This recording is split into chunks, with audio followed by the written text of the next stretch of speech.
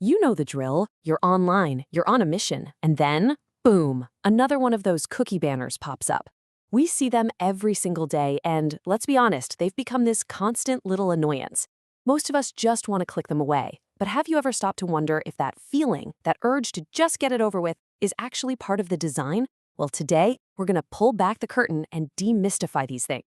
Oh, I think we all know the answer to this one, right? You're trying to read an article, maybe buy something, and this big banner just blocks the whole page. So what do? You look for the quickest escape route, which, surprise, surprise, is almost always that big, shiny accept button. Don't worry, you are definitely not alone.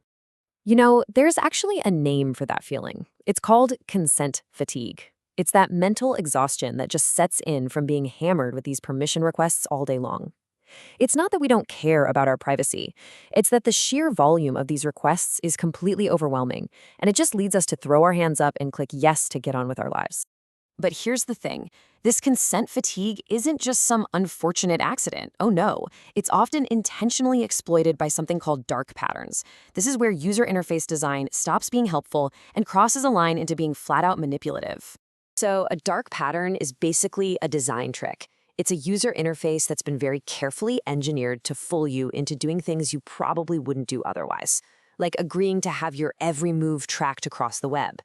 The goal isn't to give you a choice. The goal is to get you to say yes, no matter how they have to. Take a look at this. This is probably the most common dark pattern out there, and the trick is so obvious once you see it. The accept button is designed to be the easy path. It's bright, it's bold, it's practically screaming, "Click me." Your eye just naturally goes to it. Meanwhile, the reject option, it's often grayed out, tiny, maybe not even a button at all, making it way less appealing and harder to even find. And it's not just about the colors, it's about the psychology. This is what you call emotional steering. When a button says, "Yes, I'm happy," it's trying to link accepting cookies with a positive feeling.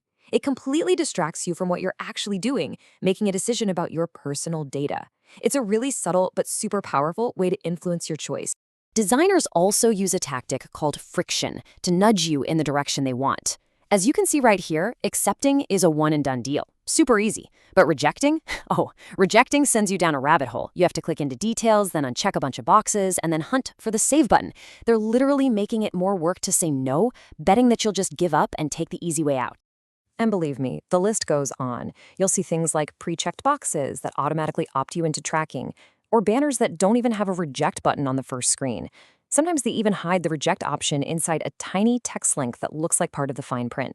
It's all designed to wear you down and get you to consent. So why do we even have these banners in the first place? And why are these dark patterns such a big problem? Well, it all comes down to a huge global push for stronger data privacy. And that push has been written into some very powerful laws. Let's start with the big one, the GDPR in the European Union. This was a landmark law that really set a new standard for the entire world. The key phrase here is that consent must be freely given. What does that mean? It means any design that pressures you, tricks you, or basically forces you into agreeing is a direct violation of the law, and breaking it can lead to some absolutely massive fines. And this is not just a European thing. Over in the United States, California's privacy laws, the CCPA, and now the CPRA, tackle this problem head-on. They have a very clear rule. It must be just as easy to opt out as it is to opt in. They call for symmetrical choices, which is a direct shot at those lopsided manipulative button designs we just looked at. Now, there is a slightly different philosophy at play here. The GDPR is what we call an opt-in system, meaning websites can't collect non-essential data unless you actively say, yes, you can. California's laws, on the other hand, are more focused on giving you a very clear and easy way to opt out of your data being sold. But in the end, both laws are aiming for the same thing, to put you back in the driver's seat. Okay, so if these dark patterns are often illegal and they totally destroy user trust, what does a good, honest banner actually look like? Because the goal shouldn't just be to follow the law, it should be about designing for trust and just making the internet less annoying. First, let's just quickly remember what to avoid. We've seen how manipulative language, those unequal buttons, and making it super complicated to say no are all huge red flags. Sure, these tricks might get a company more clicks in the short run, but over time, they just chip away at their reputation. So here it is. This is basically the blueprint for how to do it right. A good, honest banner gives accept and reject the same visual weight. It uses clear, neutral language, no emotional tricks. All the non-essential boxes are unchecked by default, and rejecting is just as easy as accepting. We're talking one simple click. That's You see, the point of an ethical banner isn't to win your yes. The point is to empower you, the user. It's about presenting the choices clearly, treating them equally, and actually respecting whatever decision you make. That is how you build trust online. And this right here, this is the dream scenario. This is what it should look like. You, the user, get 3 clear, equal options right on the first screen. Accept all, reject all, or customize. No tricks, no hidden menus, no friction. Just a straightforward choice. Simple as that. Now, it's important to remember that this whole battle over cookie banners isn't happening in a vacuum. It's actually just one piece of a much, much larger global conversation that's happening right now about our digital rights and the future of our privacy.